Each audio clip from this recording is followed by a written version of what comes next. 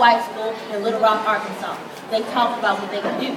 So they came into this Woolworths at about 3 in the afternoon. They browsed the store, they made a few purchases, and then they came back to the lunch counter where they quietly sat down and politely asked to be served.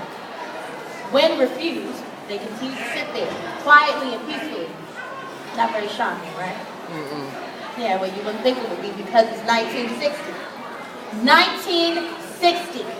Even though the Supreme Court ruled against segregation in schools 6 years ago, we still can't go into this store that claims to be everybody's store, and buy a sandwich. That's shameful.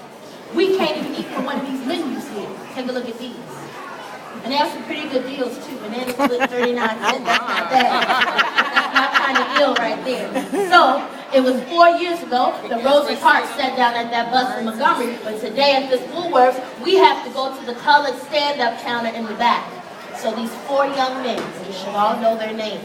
We have Franklin McCain, we have Ezell Blair, Joe McNeil, and David Richmond. They did what many of us would have liked to do because all of my friends and classmates are sick and tired. We are sick and tired of waiting for a change to come. When I was about 12 or 13 and the Supreme Court said that we can go to school anywhere we wanted, my father said to me, he said everything, and I mean everything is going to change now. That's what he said. But every day I walk past this Woolworths and I know that that hasn't come true. So the only thing we can do now is to do something. And these 4 ordinary young men, well, they did something very extraordinary, all right? They went first. They put their bodies on the line to force a change, and the movement needed that. Sometimes you need people to have the courage to wade in there and to get something started. Of course, in the movement, we all take chances. We take chances of getting jailed. We take chances of getting beaten up, maybe even killed. But we may also spark something, and that's what they did. They sparked something. So let me ask you all a question. Do you think it's all right for a lunch counter to serve one person, but not another person, just because of the way they look? Not at all. No. Okay. So let's see. There's about 50 seats, I know, since I counted. And then there's a couple people standing around. You mean to tell me that out of 50 plus people, only 3 people feel that way?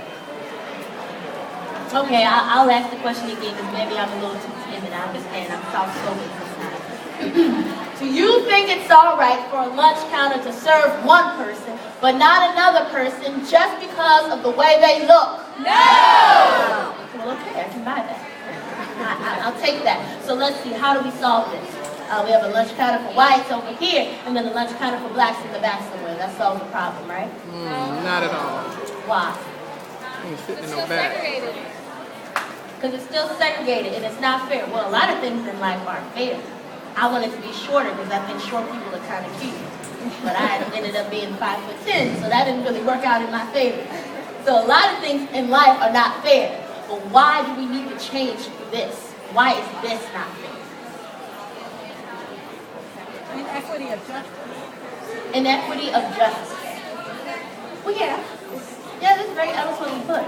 But what if I were to tell you that in 1960, which is today, because right now we're in 1960, it is perfectly all right to separate people who are different skin colors. How would you feel? How do you feel about that? Disagree. It makes you mad. Yeah. So that makes us mad. That makes us feel all these different emotions. What are we going to do about it? How do we change it? Get together. What was that? Protest. Yes, absolutely. We protested. You know what? We've been protesting. We've been protesting all over the country, even in the north where Woolworths stores are discriminating. A thing like a picket